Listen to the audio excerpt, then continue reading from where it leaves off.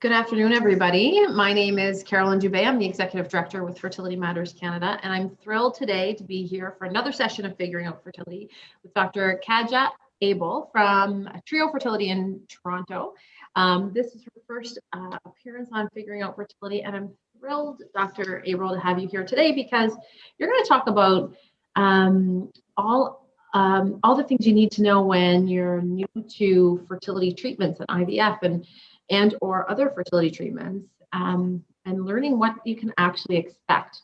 When we have new patients that come to us in our online support groups, we see a lot of times people don't know what to expect. And sometimes people think they need to go directly to IVF and they don't necessarily know that there's all kinds of other options. Some people are nervous. So I'm thrilled for you to be here to kind of maybe even do a little bit of myth busting for us and teach us all about what you can expect so you feel more confident and comfortable going into those first few appointments. So welcome. Thank you. Thank you very much. I'm really excited to be here. I love it. So do you want to talk a little bit first about how does someone get into a fertility, like how would someone even get in to see a fertility specialist? Yeah, so I think it sort of a little bit depends on where you are in the country and what facilities are around. Most of the time, if you are sort of in the process of trying on your own and haven't had success, we used to say the first step is obviously go see your family physician, your primary care provider, and they'll sort of decide the next step. If you are in a smaller area whereby there may not be fertility specialists, the first step may be to see a general obstetrician gynecologist because they can get the ball rolling on doing some of the basic testing to see if there's anything sort of really obviously going on or if everything's okay. And occasionally some of them are comfortable, especially in smaller areas, on starting some of the more simple fertility treatment options. But I would say if you are in a bigger city, a metropolitan city, any of the bigger areas with a fertility clinic, probably the first step and the sort of most efficient step would be getting right to a fertility clinic. So I think seeing your primary care provider and then deciding which of those two paths makes sense based on where you live and where you have access to. That's amazing. And you're right, it is different. Yeah, it is different. And it's as easy as getting a referral, right? Deciding which of those options make sense. I mean, I'm in Toronto, and for me, I don't need a patient trying to conceive going to see their gynecologist. That's an in-between step that we could save a lot more time if the family doctor just sent them to me. Let's discuss all the options, whether it is one of the simpler options or whether they need IVF for some reason. I can do it all under one roof. That's awesome. And really good to know because we get a lot, when you're talking to people online and you're talking to someone in one province who needs a doctor referral to their clinic, some provinces don't. So it's good to figure out what's actually your provincial status, what you need to do provincially, or what the clinic guidelines are. And then the thing is, in this world, we've been waiting long enough. We always are waiting as fertility patients. And so if you can avoid those wait times or those holdups, being proactive about figuring out what is that first step is really important. For sure. Thank you. So once someone gets a referral, I actually wouldn't mind taking it back just a step. So when would someone decide when they actually need to get in, or maybe they should be figuring out if they need to see a specialist?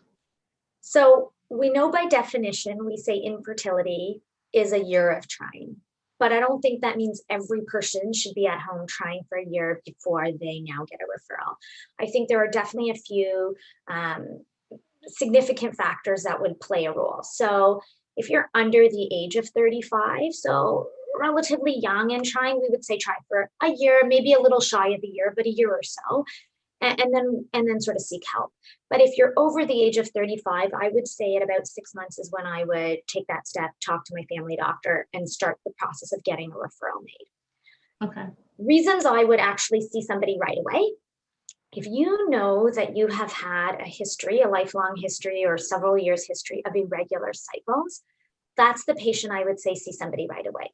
Because the woman who is having irregular cycles is not reliably ovulating all the time. And that's somewhere we can actually help. There are fertility medications that can help you ovulate regularly. If you're not ovulating regularly, you're not reliably releasing an egg to try and get you pregnant. So I see women who have been trying for a year or 2 years, but in that period of time, they had a period maybe every 3 or 4 months. So why don't we bring that down to having a period and ovulating every month and giving them a true chance of trying 12 times in that first year, as opposed to maybe 3 or 4 times. So that's another reason, see somebody right away.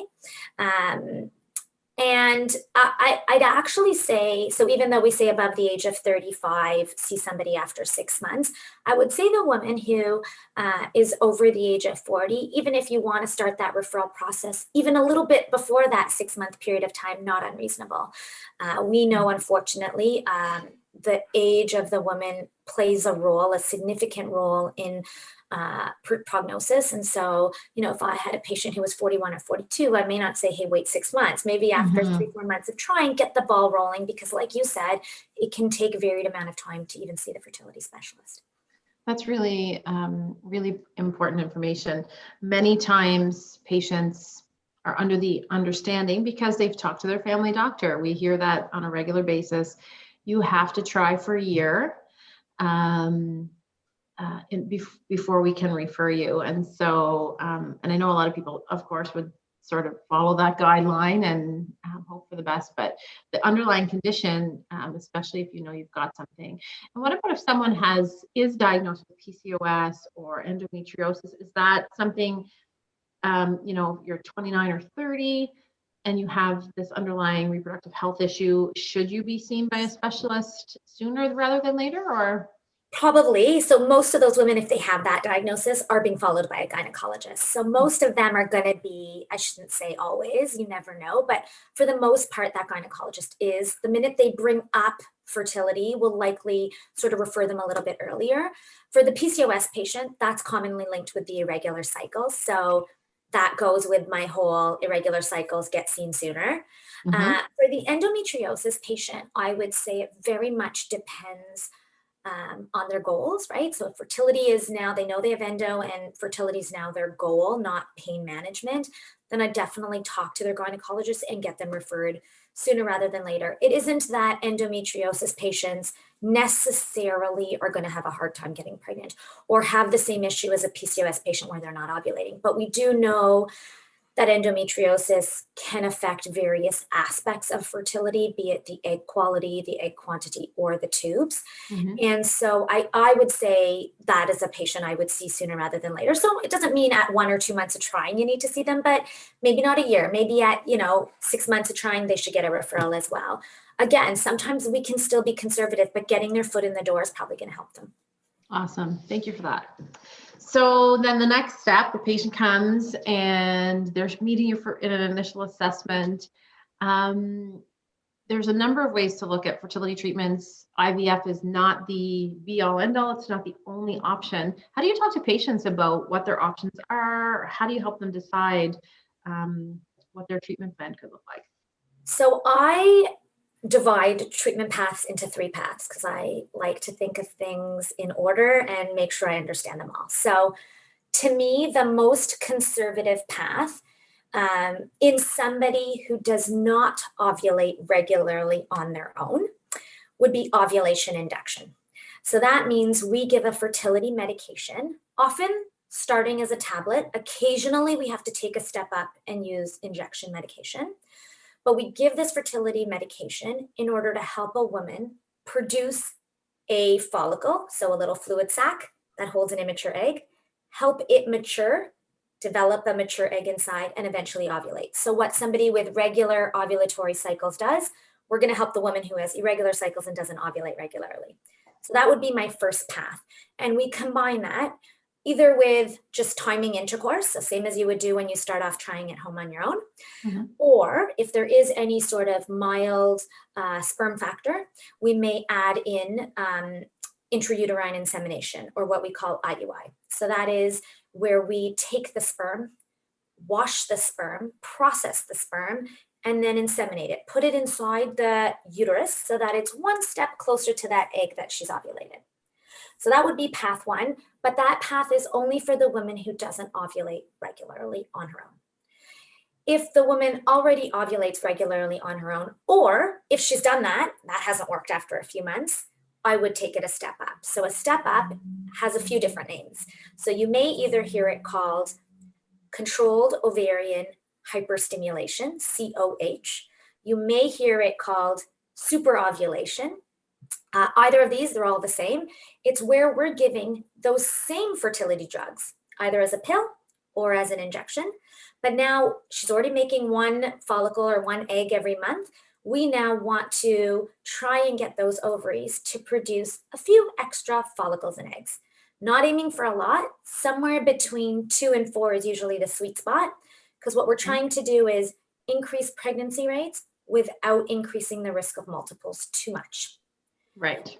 So it's a bit of a balance, and 2 to 4 seems to be where it is, a little bit dependent on age and previous response, but we give those same drugs, we monitor them to see their response to the drugs, and at the time that she ovulates, again, you can either combine it with timed intercourse or an IUI. So sort of, even when there's no mild male factor and the sperm is normal, we'll still sometimes add on an IUI, because the idea is if you can help the sperm, not just put it in the vagina, get it in there, right closer to the egg in the uterus, you're sort of having more eggs available and having good sperm closer to those eggs so that maybe they'll meet.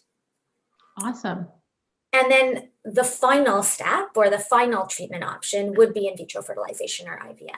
So that is where we give not the tablets, but the injectable fertility drugs with the goal of making a number of follicles and maturing a number of eggs. So now don't ideally want just 2 or 3. Hopefully, I would say, somewhere between 10 and 15 might be ideal. Again, how many we produce will very much depend on each woman's egg reserve. But we give these medications in the form of injections. We mature a number of these, but instead of letting that woman ovulate, we now do an office-based procedure, an ultrasound procedure, where we put a little needle into the ovaries, drain out the fluid from those follicles, give that fluid to our embryology lab, and under a microscope look for those eggs, fertilize those eggs with sperm, make embryos, and then put the embryos back into the uterus and hopefully have them implant and give a pregnancy.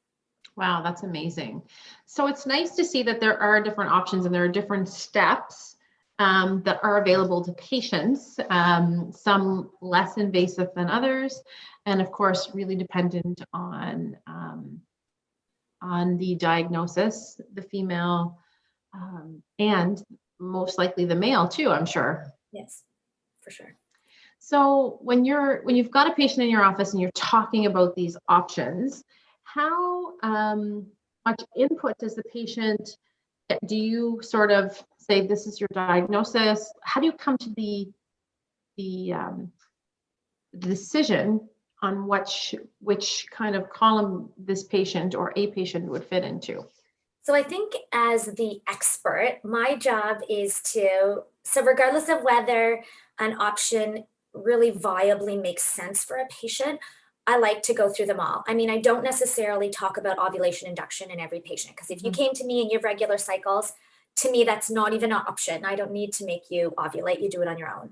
But any options that make sense for them, I like to spell them out. So these are the options. We can do superovulation and intercourse, superovulation and IUI or IVF, based on your history. So these particular factors, this is where I would start, with the goal of, if this doesn't work, this would be our next step. If that doesn't work, this would be our next step. So for me, I think my job is to educate.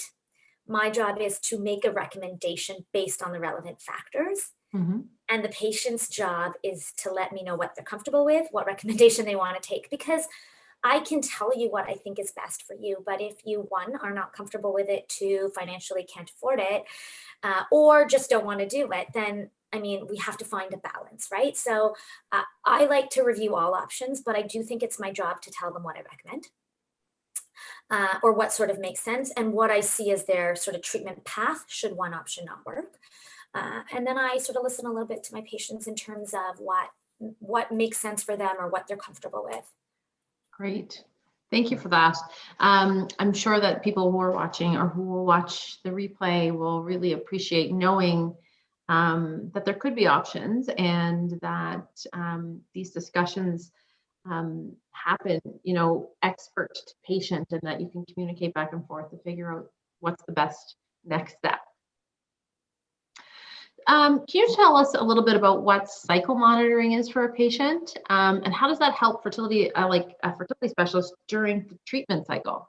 Yeah, I think it's a really important concept to understand. So essentially, cycle monitoring is serial, so numerous blood tests and ultrasounds throughout a woman's menstrual cycle.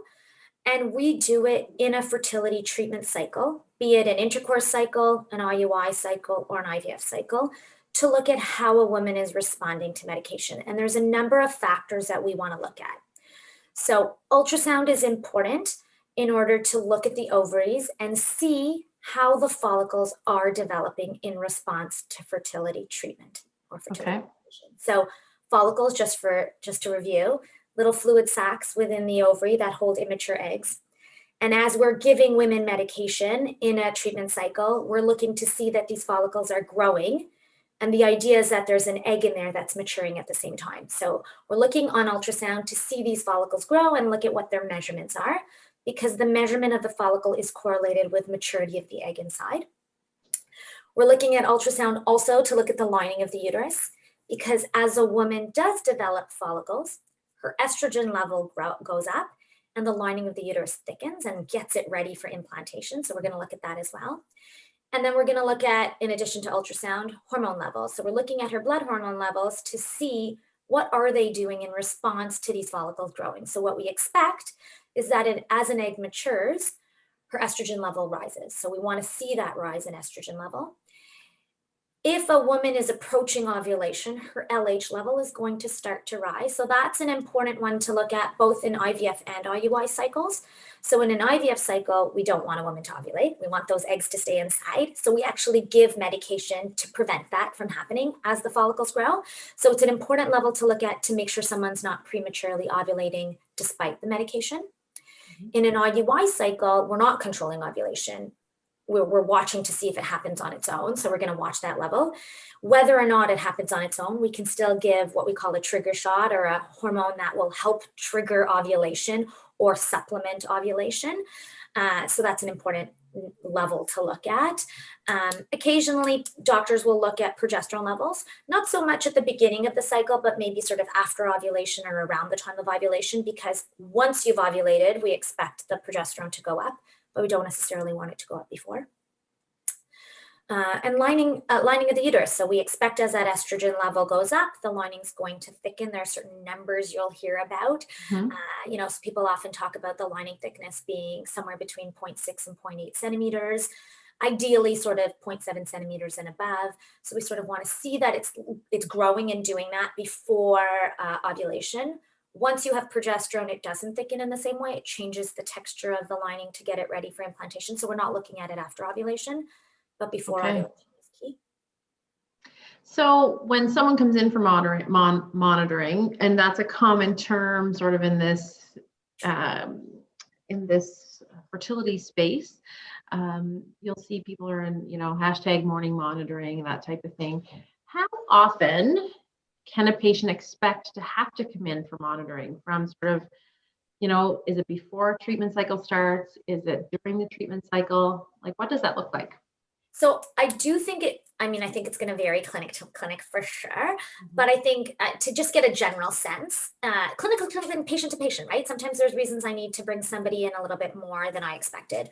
But if I were to sort of think about the different treatment options, when you're doing something like ovulation induction or superovulation, but using tablets as your fertility medication, you often have to come in much less. So usually somewhere around day 3 or 4 of the cycle, there's a baseline assessment done. So we look at the follicle count, we look at the baseline hormones, we make sure there's no cysts there, that the estrogen level is low at baseline before you start these drugs. That's sort of throughout all treatment options, that's what you're going to do. And then when you're taking these tablets, you'll generally come around a week later, somewhere around day 10, 11, 12, you'll be brought in. And then in that week of day 10, 11, 12, you may come in anywhere between sort of 3 and 5 visits, I would say would be sort of the average or the max until you reach ovulation. It just sort of depends if someone has a bit of a longish cycle or a shortish cycle. And so you come in maybe on average, let's say day 3, let's say day 10 or 11, maybe every 2 or 3 days after that for 2 or 3 visits. And then ovulation is triggered and you have intercourse or insemination and you're sort of done. So I would say, someone could expect somewhere between sort of 4 and 6 visits-ish. Yeah. If we're using injectable fertility medications, but doing the same thing, intercourse or IUI, I would say the visits are a little more frequent. So we don't give the drug and then see you a week later. You're on injections. So when you're taking the tablets, you're generally just taking tablets for 5 days in the beginning of the cycle, and then it does its thing. It's in your body and we're just watching it. But when you're taking injections, you're taking them from that day 3 or 4 all the way up until the time you ovulate. And we can titrate the dose daily as needed. So the visits are a little bit more frequent because the medication is a little more potent. So we need to make sure we're getting to that sweet spot of 2 to 4 follicles, and we're not over responding, hopefully not under responding you, but over responding is the one we get the most worried about with injections. So you may come on day 3, you may be brought back again on day 7 or 8. And then I would say it's sort of every 1 to 2 days as opposed to every 2 to 3 days. We can't let people go as much because we need to see them a little closer and be able to control their response. Awesome. So maybe not 4 to 6 visits. Maybe it's going to be more like, somewhere between sort of 5 and 9 visits, roughly, as an example. And then if you're doing an IVF cycle, I think there's so much variability in IVF protocols. It's hard to sort of pinpoint the number of visits. Generally, though, an IVF cycle, I would say, is split when you're on the medications into sort of two parts of it. There's generally a pre-treatment part, and there's generally a stimulation part. And by pre-treatment, I mean typical IVF used to consist of everybody going on the birth control pill. Mm-hmm. And during that time, you don't see your fertility doctor. You're at home, you're taking your birth control pill. The purpose is to sort of get those ovaries quiet, settled, hormones at baseline, and then ready for stimulation. And it's sort of quieting them down so that we can grow follicles at the same pace. In recent years, or not so recent years, there's a lot of different pre-treatments people are using. Sometimes people are using estrogen priming, where we're monitoring you, we're looking at when you ovulate, and then about a week later, we're starting you on about a week of estrogen. There's also a newer protocol where people are priming you with a variety of hormones, androgens, estrogen, and progesterone. So it's difficult for me to say sort of how many visits in that pre-treatment phase, but it can be as few as a baseline assessment and putting you on the birth control pill for a few weeks. Or it could be a number of visits just to see when you're ovulating in order to start your estrogen. But the true busy time in an IVF cycle is once you start stimulation. Mm-hmm. So that's where you're given those fertility drugs, sometimes one injection, sometimes you'll be on 3 injections a day, a couple of them to make your follicles grow, one of them to make you not ovulate. And that's the period I tell people sort of on average around 10 or 12 days where you should expect to come into your clinic every 1 to 3 days. In the beginning part, they may bring you in every 3 days or so because you're just getting those ovaries started, looking at their response. But towards the end, you may be brought back every 1 or 2 days because you're sort of getting close to the time where your follicles are getting ready and they want to know that they trigger you at the right time for your egg retrieval. So it's sort of a busy 10, 12 days. Mm-hmm. Prepare yourself to come in every few days. And then you have your egg retrieval and you have a bit of a break between egg retrieval and transfer. So it's about 5 days. But it's that busy time. So a little bit more intense. For sure. Now, pre-COVID, I know that a lot of this monitoring happened early morning, sort of, I don't know if it was in the 6 o'clock hour, but definitely in the 7s into the 8s and maybe 9s, depending on the clinic. What time of day do these sessions or these monitoring sessions typically happen? And has it changed since COVID? So I'm going to assume it's very different based on busyness of a clinic and location of a clinic. Okay. I can speak to our clinic a little bit, and I think this would be sort of on the extreme end of things. So I'm sure there are some clinics that maybe are a little bit quieter, and so things maybe didn't change that much. Maybe they spaced their patients a little bit, but maybe it didn't impact it simply because their clinic's a bit smaller, their volume's a little bit less, and maybe their region isn't affected by COVID as significantly. But I think our clinic sort of is a good one to talk about because we're in Toronto, where we know COVID's hit hard. And we're quite a large clinic, which means our volume of patients is high. So we want to keep our patients super safe. We want to keep our staff safe, and we want to keep our clinic open. And so for us, in order to space appointments and not have as many people physically in the clinic, so we were the clinics like everybody else, 7 to 9:30 in the morning was the busiest time and super busy. We can't have that. So when we reopened after the closure, we had to space appointments. So I would tell you we're somewhere between, I can't tell you exactly, it's going to vary. So I know. But it's sort of 7 to 11 is busy. So, Okay. There are patients who are like, well, I can only come at 7 a.m. We do our darndest, but there are patients that have to come at 10 or 11. Now, keeping in mind, we still need the results the same day. Yeah. So that we need that blood work, we need that ultrasound, because I need to be able to tell that patient what drugs to take, how many days to take it for, and when to come back. So it's still in the morning. It's just spread out a little bit.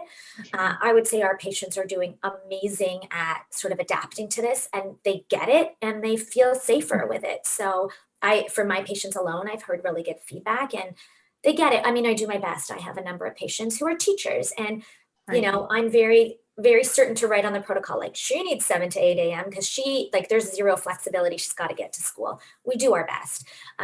But those who can come later in the day come a little bit later in the morning. But by all means, it's not like a 7 to 5 p.m. where they're having to come all day, because we need those results. Mm-hmm. Now, that being said, that's for patients in a treatment cycle. Like if I'm doing testing and I don't need your results, or I don't need them urgently, they may come later in the day. But people who are in active treatment cycles do need to come in the morning, at least in our clinic. And I would argue probably most clinics. Most clinics, yeah. I want to take it a step back because I realize that not everybody would really have some knowledge or understanding of what you say ultrasound for the monitoring, but lots of people would assume an external ultrasound, sort of like on your stomach, or if you've had it on another body part before. Can you talk a little bit about what the ultrasound is and how it's done? Yeah, really, really good question. You're right. We just make an assumption that everybody understands it.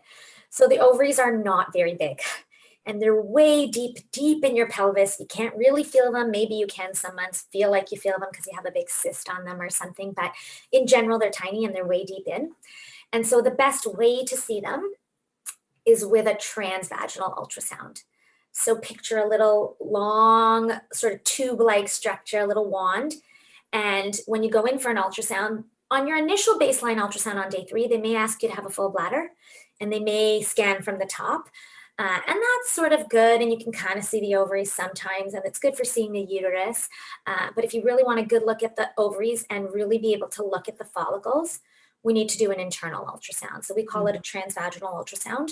That probe has a little plastic cover over it with a little bit of lubricant, and it actually goes inside the vagina so that we can, just on each side, you can sort of press a little bit so it feels like a lot of pressure, and we can visualize the ovaries a little bit better.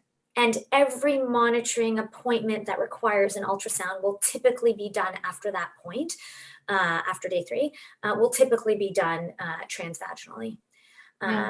And so if you're doing an insemination, that's a bit of a different procedure, and we can talk about an IUI, but for an egg retrieval procedure as part of IVF, it's also done transvaginally. So that same ultrasound goes in the vagina, but now there's a tiny little but very long needle that attaches to that ultrasound probe. And then so right through the vagina, your ovaries will literally be sitting above your vagina. And at that point, there's big follicles, so they're heavy and they're sort of sitting down there. And we can go straight through the vaginal wall, right into the ovary, and drain out the follicles. That's amazing. Thank you. I think that that's a good piece. If you're just starting your journey and you're hearing ultrasound, I'll get an ultrasound. But I think it's a good information to make sure that patients know what type of ultrasound it is prior to their initial appointment. Absolutely. Yeah, so thank you for that piece. I would love to know what some of the main indicators are for IUI and maybe IVF, and really how these treatments are different in terms of patient's experience and how those decisions sometimes can be made. Yeah. So if we think about IUI, so if we give a woman medication, try and make a few extra follicles, we are taking the sperm, just washing the sperm, processing it, putting it in a little bit of media. We're taking away the debris and the swimmers that are not swimming very well and getting the good swimmers. And then an IUI procedure kind of is like a pap test, is how I describe it. A speculum goes in the vagina, and this sperm sample goes in a very teeny tiny catheter. Just picture like a little straw that's the size of a pen tip. And it goes like so. Speculum goes in, the little catheter goes through the cervix into the uterus, and the sperm gets deposited in the uterus. So one common question I get asked is, which tube are you putting it in? We're not putting it in the tube. The tube is very flimsy, thin, like tissue. We can't, first of all, get that far and get that specific, and we probably wouldn't get right into it anyways, but it just gets deposited in the uterus, still through the cervix, like we're helping it, but now that sperm has to go up to whichever tube it wants to find the egg that's hopefully in the tube. Sort of the standard indications you think of are somebody who has unexplained infertility. So they've been trying. When I do their workup, everything on the surface sort of looks good. Sperm looks okay. The female partner's egg reserve looks good. The uterine cavity looks okay. The tubes look open, but they haven't gotten pregnant in a year. This might be a good place to start. One of the sort of common reasons to sort of add IUI to treatment as opposed to intercourse is mild male factor. So there's a little bit of a sperm motility issue, but not so significant. IUI can help because if you think about it, we're taking away the debris, we're taking away the not good swimmers, but more importantly, we're getting it halfway there, right? We're putting it in the uterus instead of ejaculation in the vagina. That's sort of the basics of the reasons I would think of it. So they haven't gotten pregnant yet, they're unexplained, sort of a starting stepping stone of this is a good place to start. If there is mild male factor, I may think about it. Now, the reason I would think about not starting with IUI, I think this is sort of the bigger question, what would be the reasons to sort of say, do we need to go directly to IVF, or are we at the point where we're ready to go to IVF? So to me, the ready to go to IVF is the unexplained or mild male factor patient who hasn't succeeded with IUI cycles. We usually say that your best sort of chances are in those first couple of cycles. You do 3 or 4 cycles, it hasn't worked. It's not saying you can't do more, but at that point, you probably should talk to your physician about, this hasn't worked. Should we start the process of thinking about planning IVF? Even if you decide to do a couple more IUI cycles. But reasons to go sort of directly to IVF, the most obvious one is significant male factor. So if I see moderate to severe male factor on a semen analysis, that would be a reason to think about IVF. Because when we do IVF, whereby we're taking the eggs out of the body and inseminating them with sperm in the lab, there's sort of an extra procedure we can do called ICSI, or intracytoplasmic sperm injection. So that is, in traditional IVF, you take the eggs, you put them in the little dishes, you put 50 to 100,000 sperm around each egg, and you hope that one of those sperm fertilize the egg. But in ICSI, so in a gentleman who's got significant male factor, we can actually take an individual sperm and inject it into each egg, so that we're helping step 1 of the fertilization process, getting sperm into egg. So significant male factor would be a reason. Another reason would be advanced reproductive age. So a woman who does come and is a little bit older, you may sometimes try IUI first, but you sort of want to give her highest pregnancy rate fastest, because we do worry about the aging process and its effects on the egg quality and the egg quantity. So, if I have a woman who's 41, 42, 43, we may be talking about IVF sort of right off the bat. A woman who's a little bit younger may start with IUI, but sort of move to IVF a little bit faster than the woman who's, let's say, 30 or 32. Another reason for going directly to IVF is tubal factor infertility. So if you have both tubes blocked for a variety of reasons, they've been surgically removed or they've been shown to be blocked because you have a previous infection, clearly the tube is where the egg and sperm meet. So if you don't have that place available, then at least we can do IVF, let them meet in the lab, and then we just need the uterus to put the embryo back. Wow, that's amazing. It's really cool to hear the different ways that reproductive specialists can help make a baby. And so thank you for explaining that. One question I have, this is an offside because I had never actually thought about it. When you do an IUI and you're placing the sperm back into the uterus, how many sperm actually do you work with, or does that matter? So it probably matters, but the answer is it varies. Okay. So when we do an IUI, we get a sperm sample. Mm-hmm. So either a gentleman's giving us a sperm sample, or we have a frozen sample because they're using donor sperm or whatever it may be. And the lab processes it. So they do a sperm wash or a gradient where we're processing it, getting the good sample. And then we work with what we have, right? So how much sperm you have. So the lab does do a calculation called a total motile count. So once they've washed it, they take the volume, the concentration, and the motility, and we do get a number, but it can vary so much. But studies do show if that total motile count is above 5 million per cc of moving sperm, that IUI can make a difference. It can help to improve pregnancy rates. And that's why, so when you say, does it matter? Yes, so we work with whatever we have and we inseminate what we have. But for me, if I have a couple where they've done 1 or 2 IUIs and we have a persistently low result, a low total motile count after the wash, after 2 IUIs, I may be sitting with them and having a discussion that, yeah, on the surface, it looked like your sperm is okay, but when we do the wash, the numbers are low. I'm not sure this is your ideal treatment. Okay. Because it's all about, in my mind, as a fertility specialist, improving their chances of them trying it home on their own.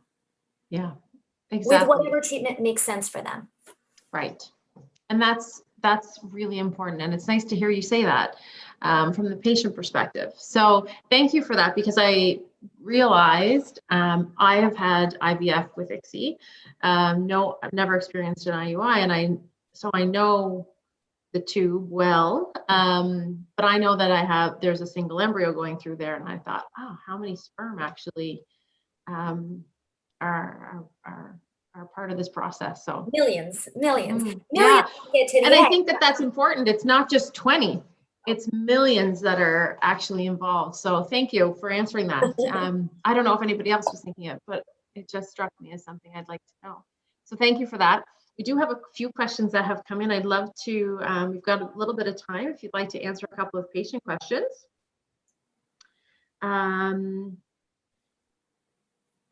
Okay, this is a question from a patient. Do you always do IUI before IVF? I think you kind of touched on that, but.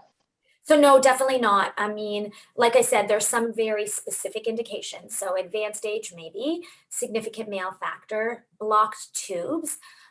For sure, you need IVF when you have both tubes blocked. I might move to IVF faster when one tube is blocked, simply because they're going to lose opportunities if they're ovulating off of the side with no tube when they have one tube. So it's not that you can't do IUI, but you may move to IVF faster. If somebody needs genetic testing on the embryos, that's another reason why you may need IVF. So PGT, where you're doing genetic testing on the embryos, you need IVF for that. So there's specific indications for sure. There may be social indications why somebody wants IVF. So maybe somebody's older a little bit and they're worried about their family planning, and maybe they want IVF because they want to be able to make extra embryos and have numerous kids. That would be another reason to sort of think and talk. So I don't think it's, even without any of the indications, I'm not giving you an exhaustive list. I think there's always a discussion to be had with your physician. There's some very obvious indications, and then there may be personal ones that you have to individualize to the patient. I think you had a really good point there. I had a discussion yesterday with another patient who had done IVF, and exactly that. She was a professional who was starting, not later in her life, but into her early-ish 30s, and did IVF right away instead of an IUI or anything else, purely because she knew that she would be getting into her mid to later 30s. And so she was freezing embryos from her early 30s body to family plan. So I think that's a really important piece for patients to consider, I think, when they are planning and if they plan to expand their family to potentially multiple children. For sure, for sure. Awesome. Thank you for that. Are injectables only for IVF? So no, we can use injectables in an IUI cycle. So we can use tablets or we can use injections. Injections are a fair bit more expensive than tablets. So I would say I can't generalize for every physician, but often people will start with the tablets and then move to injections. But there are certain indications where we may go directly to injectables and an IUI. So sometimes I will have a woman who's a little bit older, and I think her pregnancy rate with the tablets is going to be much lower, and we want to and maybe she has insurance that's going to cover it, so she's not so worried about the significant cost of the injections. So it's a balance of looking at all the factors, but the short answer is no, injections are not just for IVF, but you have to be careful with them in IUI. Again, because remember how I said we only want to get one follicle if you want ovulation induction, or 2 to 4. And there are some patients where I have trouble getting 2 to 4. Okay. Like I'll give them a small dose and they'll make 1. I'll give them just a whiff higher and they'll make like 6 or 7. Okay. So it's and then I'm saying to that patient, you should just do IVF, because clearly we can't get a proper balance on you, and you're a really good candidate and your prognosis is really good for IVF, right? And you have to be careful about overstimulating women in an IUI cycle, because then your risk of not multiples, I'm not worried about twins, your risk of higher order multiples, triplets, more, is much higher. And our job is to try and get patients pregnant safely to the best of our ability. So I think I answered your question of injections for IVF, but there's so many factors to think about and discuss. Absolutely. It's so good because we're clearing up a lot of things. This information is so pertinent to, patients. And even if they haven't started, or if they've gone through an IVF cycle and, it's been a few years and they're getting started, like they're diving back in, you kind of forget. Yeah. And so it's good to just get this refresher. So I really appreciate this information. When should you worry if you're over 40 and new to trying? So I think over 40 depends on how much over 40. Okay. For the person asking that question.